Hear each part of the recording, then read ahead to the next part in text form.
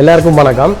வழமை போல் என்னுடைய சேனலில் வந்து ரெஸ்டாரண்ட்டில் செய்யக்கூடிய வெளிநாட்டு உணவகங்களை செய்யக்கூடிய உணவு வகைகளை தான் வந்து என்னுடைய சேனலில் வந்து நான் அப்டேட் பண்ணுறேன் வந்து.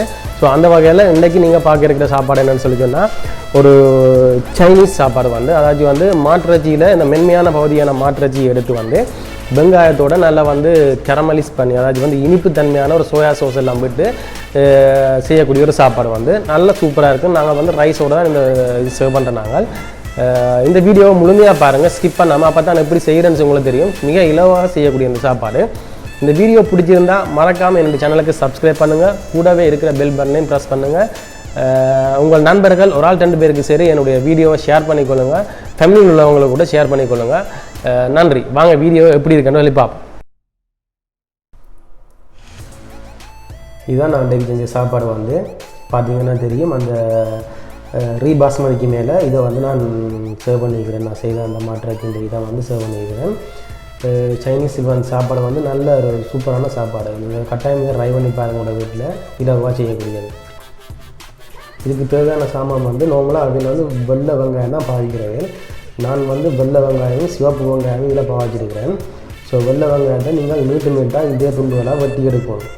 அது வந்து அந்த சின்ன துண்டு இல்லாமல் நான் காட்டியிருக்கிற மாதிரி இந்த நீட்ட துண்டுகளாகவும், அதேமாதிரி சிவப்பு வெங்காயத்தையும் அதே மாதிரி நீட்டு துண்டுகளாக வெட்டி கொஞ்சம் மொத்தம் இல்லாமல் மெல்லிசாக எடுக்கணும். அதோட வந்து நான் இஞ்சி வந்து நீட்டாக வெட்டி எடுத்து வச்சுக்கிறேன். ஸோ இதுக்கு தேவையான மாட்டிறைச்சியை பார்த்தீங்கன்னு சொன்னால் மாட்டிறைச்சியும் அந்த நீட்டு தான் வெட்டி வேணும். அது ஒரு கூந்தல் தன்மையாக இருக்கக்கூடிய மாதிரிக்கு. இதோட இப்போ பார்த்தீங்கன்னா நான் வெட்டி வச்சுருக்கிற கேரட் வந்து கொஞ்சம் சீவி வச்சுருக்கிறேன், நல்ல சின்ன கூந்தலாக. அதோட வெட்டி வச்ச வெங்காயம் 2 ஒன்றாக கலந்து வச்சுருக்கிறேன். கூடவே நான் வெட்டி வச்சுருக்கிற மாட்டிறைச்சியும் இருக்குது. மாட்டிறைச்சி நீங்கள் வாங்கிக்கல கேட்டு வாங்கணும். இந்த நார்மலாக நல்ல இறைச்சியாக வந்து அதோட வந்து இந்த ஸ்ப்ரிங் ஆனியன் வந்து க்ரீன் ஆனியன் வந்து கொஞ்சம் எடுத்துருக்கிறேன்.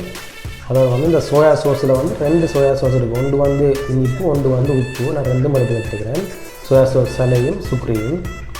ஸோ இப்போ எப்படி செய்யறோம்னு சொல்லி பார்ப்பாங்க.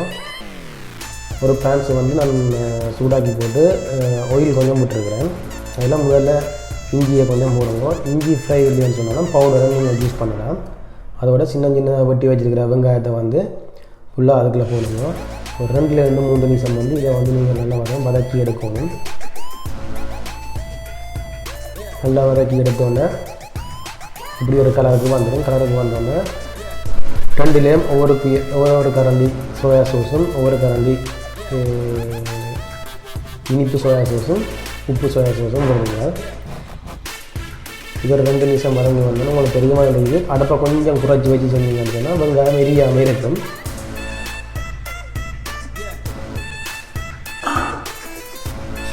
பார்த்தீங்கன்னா தெரியும். இப்போ நல்ல ஒரு கலர் மாதிரி நல்ல இதுக்கு வந்துட்டு இந்த நேரத்தில் வந்து நீங்கள் இதுக்கு தேவையான மாட்டிறைச்சியை வந்து அதில் போடுறீங்க. இந்த மாட்டிறைச்சியெல்லாம் நேரமாக விடுறீங்க வந்து ஒரு 3-4 நிமிஷமாக ஊற்றிக்கணும்னா உங்களுக்கு ஒரு பச்சைத்தன்மையாக தான் இருக்கும். அப்படி தான் சாப்பிட்றது. அதோட கேரட்டும் வெட்டி வச்சுருக்கிற அந்த ஸ்ப்ரிங் ஆனியனையும் வந்து நான் அதில் ஆட் பண்ணியிருக்கிறேன். ஆட் பண்ணிவிட்டு கொஞ்சம் இந்த வெள்ளை சிசாம் வந்து நான் மேலுக்கு தூவியிருக்கிறேன். கொஞ்சம் சாப்பாடுக்கு நல்ல டேஸ்ட்டாக இருக்கும்.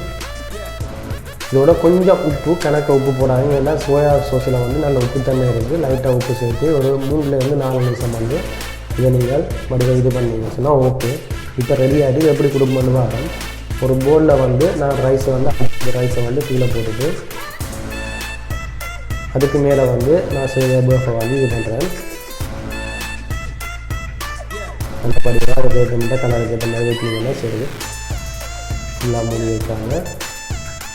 சொன்னால் கணக்கை சாப்பாடுனா சாப்பிட்டு அதோட டேஸ்ட்டுக்காக அளவான சாப்பாடை கொடுத்தோம்னு சொன்னால் தான் சாப்பிட்டு முடிஞ்ச வைக்கலையும் அதோட டேஸ்ட் வந்து இருக்கும். அதோட வெட்டி வச்ச ஸ்ப்ரிங் ஆனியனையும் வந்து க்ரீன் ஆனியன் வந்து மேலுக்கு தூக்கி கொஞ்சம் மிளகு, அதுக்கு மேலே கொஞ்சம் கொஞ்சம் தூவி இருக்கிறேன். ஸோ இந்த வீடியோ பிடிச்சிருந்தால் மறக்காமல் என்னுடைய சேனலுக்கு சப்ஸ்கிரைப் பண்ணுங்கள். கூடவே இருக்கிற பெல் பட்டனை ப்ரெஸ் பண்ணி ஆலைக்கான கொடுங்க. இந்த வீடியோக்கான கமெண்ட்டுகள் லைக்குகள் பண்ணுங்கள். நன்றி. இன்னொரு வீடியோவை சந்திப்போம்.